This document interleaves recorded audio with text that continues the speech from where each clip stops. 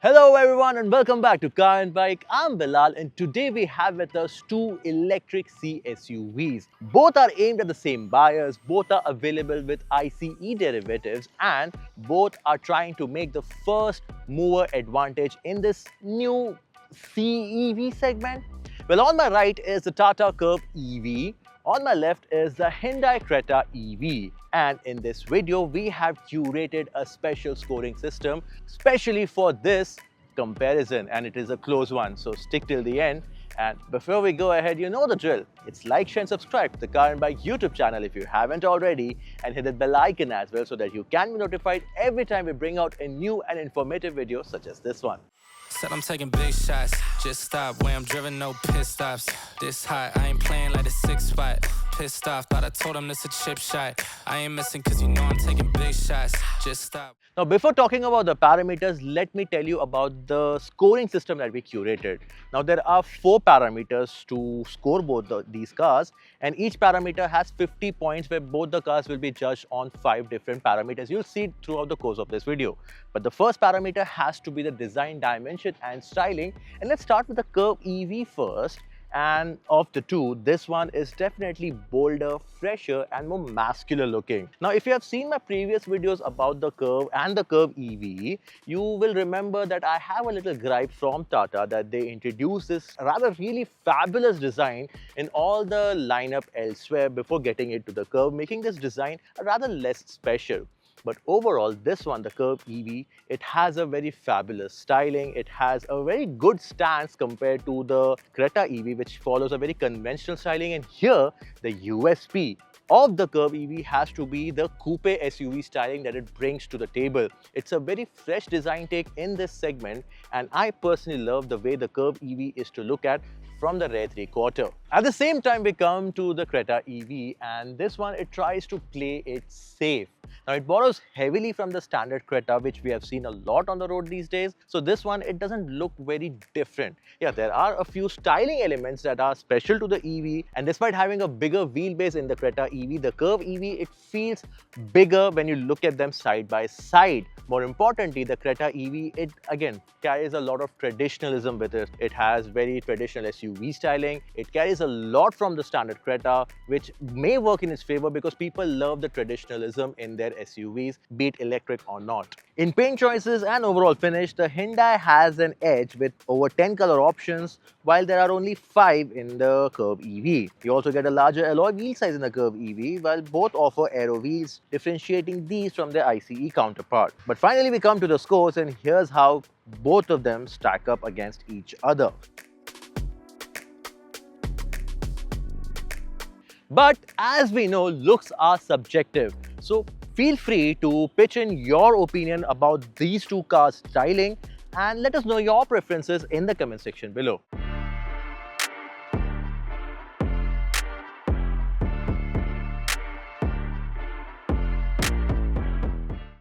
For the next parameter, we have to come to the cabin and talk about the design, the practicality, the features and even the ergonomics.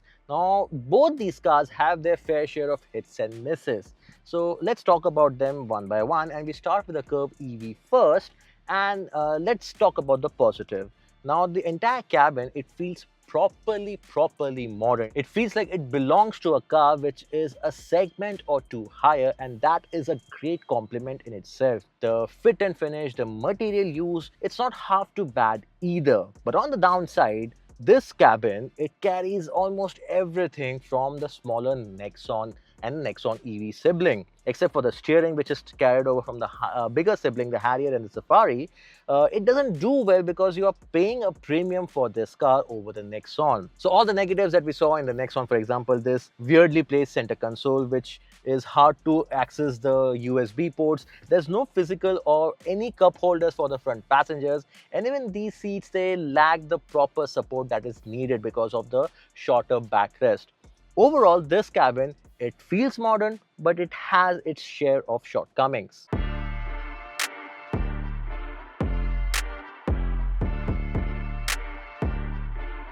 And then when you switch to the Creta EV right after the Curvv EV, you realize that although the Curvv EV, it feels bigger on the outside, the cabin In the Curvv EV, it is on the cramper side because when you switch here, you get a lot of sense of space. Now this one, it's not a born EV. It is converted from a standard petrol or diesel powered Creta, and that is apparent over here because everything is exactly the same as you see in an ICE powered Creta except for the center console.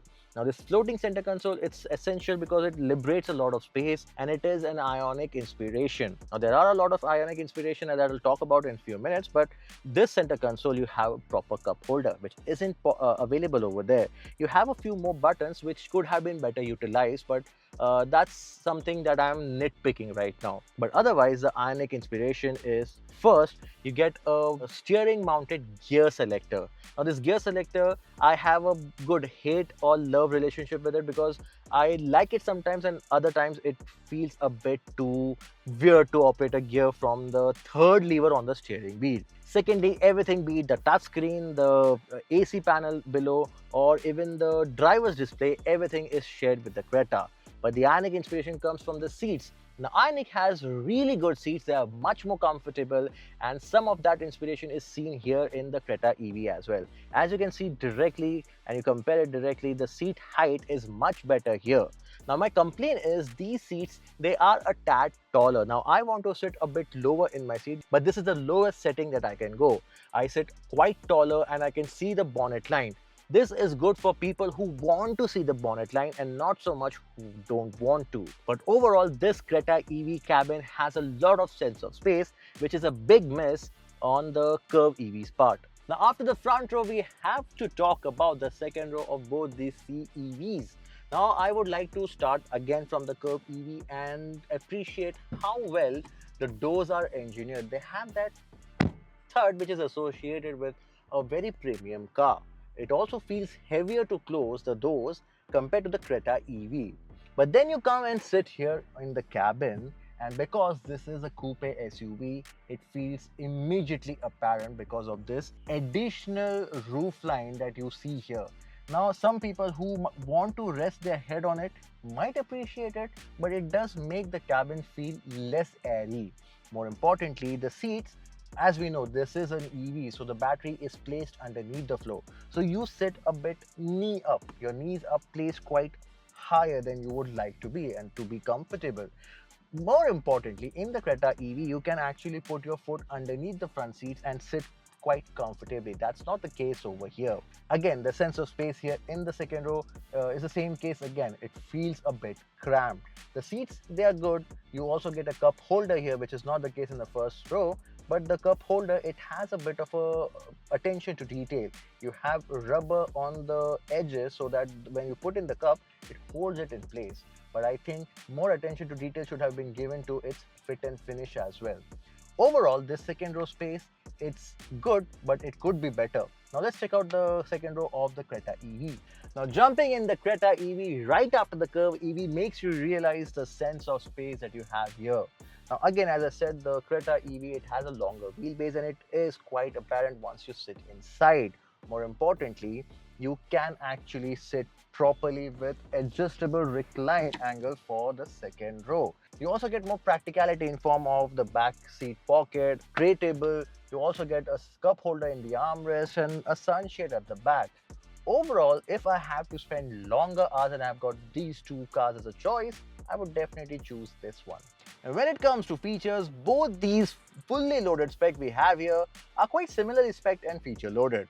Both have all LED lights, auto headlamps and wipers, 10.25-inch digital instrument cluster, powered driver seats, ventilated front seats, wireless phone charging, air purifier, disc brakes all around, a panoramic sunroof, ADAS Level 2 safety, 6 airbags, vehicle-to-load functionality, and some more. You'd never be left wanting for more. However, there are a few feature differences and upper hands here. For example, the Curvv EV offers a bigger touchscreen which also has Arcade EV, which is a revolution in EV space in my opinion. You also get wireless smartphone integration which isn't available in the Creta's 10.25-inch touchscreen. The Curvv also offers a power tailgate with gesture control, vehicle-to-vehicle charging capabilities, and supporting 70 kilowatt DC fast charging compared to Creta's 50 kilowatt. On the other hand, the Creta EV gets you some creature comforts like seatback tables to rear passengers, a powered co-driver seat with Boss mode, memory function for the driver seat, a welcome function that pushes the driver seat back for easier ingress and egress, sunshades in the rear doors, a dual zone climate control compared to the Curvv single zone, and a 3-pin power outlet under the rear seats to plug in a laptop to charge to get work done. In terms of safety, it's the Curvv EV taking the crown with full 5 stars in the Bharat NCAP tests. Meanwhile, Creta EV hasn't gone under the hammer yet, but the standard Creta has scored 3 stars in the global NCAP test. So while the Curvv EV is more exciting, the Creta EV is just a little more polished. And here's how they both stack up in terms of numbers. Said I'm taking big shots, just stop where I'm driven, no pit stops. This hot, I ain't playing like the 6 spot. Pissed off, thought I told him this a chip. Now after the exterior and interior, now we come to the third parameter, which is the meat of the matter. The driving dynamics, the range, and how they are to drive in the real world condition. Now both the cars, they have decently sized battery pack. In the Creta EV, you get almost 52 kilowatt hour, while the Curvv EV offers 55 kilowatt hour battery pack options. Now for this video, we have done a proper range test for both these cars, and we have done it to the T. But before we talk about the range, let's see what's good and bad about driving both of these cars. So we start with the Creta EV first, and as I said about the cabin, there are a lot of ionic inspiration here as well. More importantly, the one pedal setup. Here in the Creta EV, the one pedal setup works fabulously. You just have to pull on to the paddle shifters, but the highest region setting puts you into a one pedal setup, which is one of the best rev experience in the Ioniq 5, and it is also really good here in the Creta EV. Sadly, the one pedal setup is not available in the Curvv EV. More importantly, apart from the one pedal setup, the overall dynamics is very smooth, the power delivery is linear. Even when you're accelerating hard or you're just doing city speeds, everything feels calm and composed, and the power delivery is quite linear. Sure, the steering, it's not very exciting, it just does the job well, it doesn't stand out in any way. Even the suspension setup, it's set on a slightly stiffer side, especially when you move in from the Curvv EV, but it is again familiar. The Creta rides the way the Creta rides, and overall the ergonomics is also decent. As I said, I would also want to sit a bit lower compared to the standard setting, because I'm right now sitting at a lower setting and I still sit quite higher, but that again is just me nitpicking. Said I'm taking big shots, just stop where I'm driven, no pit stops. This hot, I ain't playing like the 6 spot. Pissed off, thought I told him this a chip. And then we switch on to the Curvv EV, and there are a few things that you notice quite immediately. First thing is that Avas, which is a feature which chimes in a certain tone from the bonnet for the pedestrian safety, that there is an EV nearby. Secondly, you would notice that how well sorted the ride quality is. It's coming from Tata's years of making cars suitable for the Indian condition, and it definitely shows, especially here in the monsoon-soaked Mumbai roads. Secondly, this is a typical Tata, so the controls are light, the visibility is good, even despite the fact that there is a coupe SUV roofline back there. So you get a narrow view out at the back, which might be intimidating for the newer drivers, but otherwise the controls over here is quite well sorted. The acceleration is good. Both the cars, they have almost similar level of power output. The Creta EV in fact gets 40 more Newton meter, but this one, it feels more sprightly in nature. Now, apart from the fact that it doesn't get a one pedal setup, and even the regen setting, it does, in the highest one, it does get a bit jerky when you lift off from the throttle. That's the only complaint I have from the Curvv EV. Otherwise, it is, like any other Tata, a well sorted car. Now both these cars, they get their EV basics right. There's a linear throttle response, solid acceleration, and that characteristic EV drivability, it's all there. But the Creta EV, it feels a touch more refined. Power delivery is cleaner and better tuned for city speeds. On the other hand, the Curvv feels a bit more India ready, and that's good enough for it. And then we come to the realistic driving range of both these CEVs. Well, when we tested both these cars, we tested them together on the same route, on the same setting, and with the same driver. Now, both these cars, when we tested them, they went close to, drum roll please, 400 kilometers in the realistic driving condition. Now, between you and I, we had to stop the test from 100% to 1%. We didn't go all the way to zero for logistical reasons. But let me tell you that I know from my experience at Tata's, for Tata's, zero means zero. So we didn't go beyond the kilometers at 1%.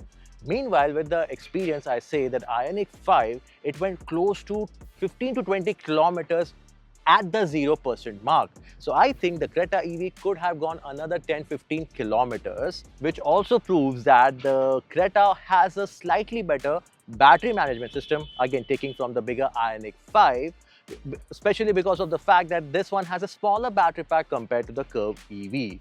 But otherwise, we will take 400 kilometers as the tested figures for both of them, which is a bit of a surprise, right? Here's how both of them compare when it comes to scoreboard. Said I'm taking big shots, just stop where I'm driven, no pit stops. This hot, I ain't playing like a 6 spot. Pissed off, thought I told him this a chip. And finally, we come to the fourth and final parameter of this comparison, the price and value for money proposition.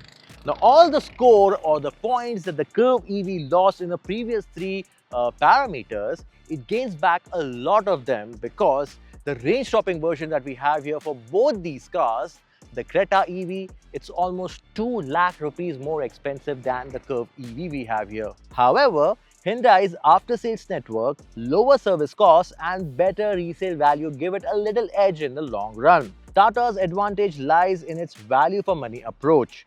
You get a lot of car for your money, but now and again we hear about uncertainties around long-term reliability and complaints from Tata's service center experience. It tilts the things in the Hyundai's favor.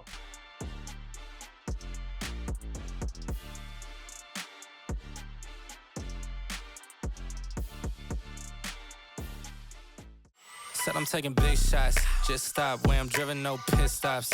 This hot, I ain't playing like a 6 spot. Pissed off, thought I told him this a chip shot. I ain't missing cause you know I'm taking big shots. Just stop where I'm driven, no pit stops. This hot, I ain't playing like a 6 spot. Pissed off, thought I told him this a chip shot. I ain't missing cause you know I'm taking big shots. They been trying to get me cheap like a thrift shop, but I told them it's my time, shit the wristwatch. They been talking way before they even doing something. If they wanna play, let's get a tip off. So in the end, we have seen the scores, we have seen the table, and at the end of the day, the Creta EV, it walks away with a definitive win. Not because it does something radically different, it just does everything, small little things, just that little bit better. Not that the Curvv EV is here to play catch-up. It brings a bold choice to the segment. It brings a unique styling, which is handsome looking, it is safer, its ride quality is more mature and more suited for the Indian sensibilities. It also is more feature loaded as well. But more importantly, the Curvv EV, it offers you a better price proposition. However, when it comes to the well-engineering factor, the Creta EV, it feels more economic, it is better to drive, and the electric ecosystem that started with the Ioniq 5, it is reflective here in the Creta EV as well. So the Creta EV, it comes across as a car which is engineered to appeal to a wider audience, making it safe, fuss-free and quite familiar. So the key takeaway from this comparison is that the Creta EV, it's more smarter and well-rounded pick. Meanwhile, the Curvv EV, it's more emotional and a head-turning alternative. One is made to tick all the right boxes, the other one is made to break the mold. But either way, the new CEV segment, it's a term that I coined myself right now, that CEV segment, it just got a bit hotter. But that's all from me in this video. I hope you liked this video, and if you did, do hit that like button and share this video with someone who's looking to buy an electric SUV. Or in fact, share it with someone who's looking to buy a C-SUV and they might consider an electric alternative. But that's all from me in this video. This is Bilal signing off. Until next time.